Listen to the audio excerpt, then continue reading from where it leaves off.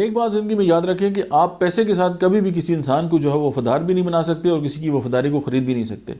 इसीलिए आपके साथ, आपके स्टाफ के अंदर जो लोग हैं या आपके साथ जो लोग जुड़े हुए हैं या आपकी ऑर्गेनाइजेशन में जो लोग काम करते हैं, आप डेफिनेटली आप उनको जो है उनकी हौसला अफजाई करें और उनको आगे बढ़ने में जो है वो मदद दें।